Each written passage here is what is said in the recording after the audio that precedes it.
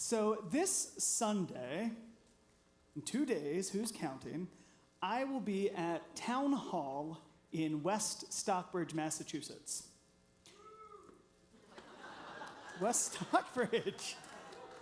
It's not part of a RAC Massachusetts campaign, though if you want to hear more about that, please join us after services for pizza and democracy.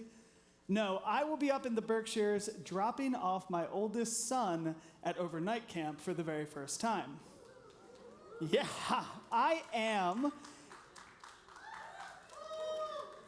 Amazing. I'm thrilled, and yeah, I'm also a little anxious. I love summer camp, particularly Jewish summer camp. I started at URJ, Union for Reform Judaism, Camp Harlem in the Pocono Mountains 30 years ago when I was 11 years old. I spent 4 years there as a camper, came back as a CIT, spent 4 more years as a cabin counselor, and 3 more as a unit head. In 1998 and 1999, I was in the same unit as this cute girl named Allie, and we remained in touch over the years until we were both unit heads together in 2007, and we've been married since 2013. And at the first time I cried on our wedding day was when 30 of our camp friends surrounded us with twisted candles and led Havdalah. I've officiated weddings and baby namings for former campers and co-counselors. I was strongly encouraged to apply for a job at Temple Israel by my first supervisor, now Rabbi Matt Soffer. One summer, me and Seth Kroll, right over there, convinced our bunk that we were cousins, and if you look at us, stand up, Seth. Go ahead. You can see it. You can see it. We both had hair down to here, but you'll never find the pictures. You get the idea. My son is about to step into a place that has the potential to change his world in ways we cannot even begin to imagine. I'm excited for him to make new friends, learn new traditions, and perhaps most importantly, learn more about himself. Because that is what camp did for me. Camp helped shape who I became. Not all at once, and certainly not perfectly, but somewhere between the campfires and the color wars, some important things took root. I learned that community mattered. I learned that people mattered. Looking back, I realized that camp was teaching me values and life lessons all along. Our all-bunk Shabbat conversations, Sicha time, those were restorative justice circles.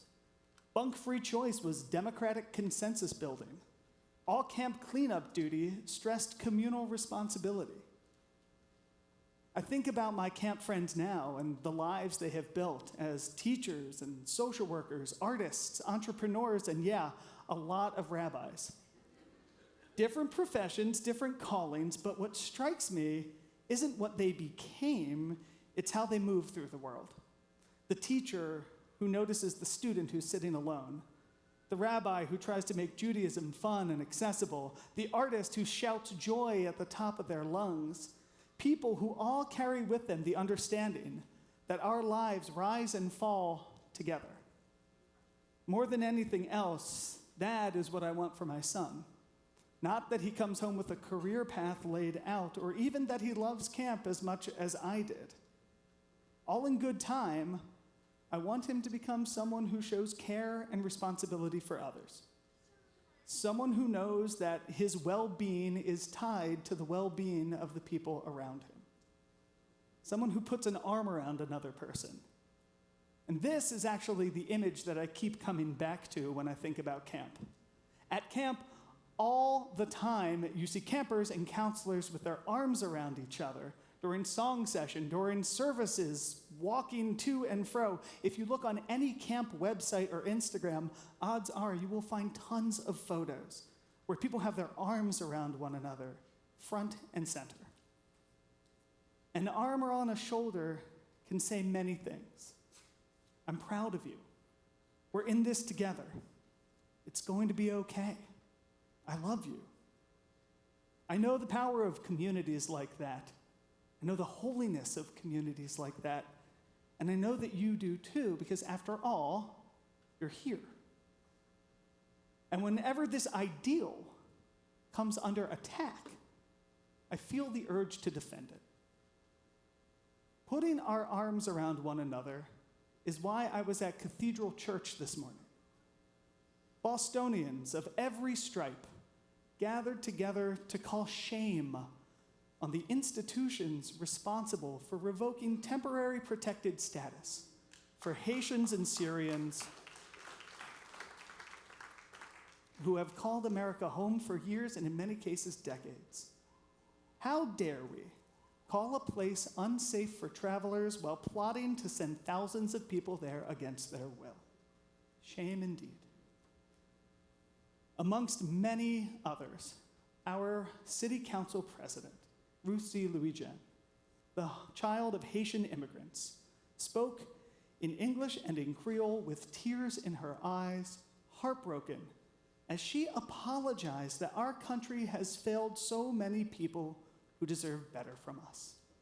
It was devastating. She was absolutely right. And as I listened, words from this week's Torah portion were echoing in my mind. It's the story of Balaam, who was hired to curse the Israelites and finds himself unable to do so. He says, "How can I curse whom God has not cursed? What God blesses, I cannot reverse." Instead of cursing, he offers us matovu, one of the most beautiful blessings we have, which praises the Israelite community in its entirety. My friends, all of God's children are imbued with blessing.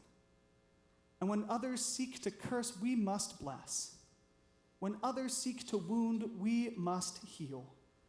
When others seek to exclude, we must draw closer and embrace. For me, our justice work is what happens when we take our camp values to heart and apply them to our greater world. So this summer, while my son spends his days learning those values for himself, we, Temple Israel, will spend our summer putting those same values into action. This summer, one of the many ways we will help build that world as it should be is by protecting voting rights and democracy and bringing power to the people. And if you want to be a part of that work, and I certainly hope you do, join us after services in Slater for dinner and conversation as we prepare for the opportunities and the challenges of this upcoming election season. Because the values we teach our children are only as strong as the values we are willing to live for ourselves. Like any proud parent, I have no doubt my children will someday move us closer to that world as it should be. But right now they are 10 and 6, and they get to go and play at camp. Now is our time. So may we make new friends. May we learn something about ourselves, and may we find someone to put our arms around. Happy summer. Shabbat shalom. Shabbat shalom.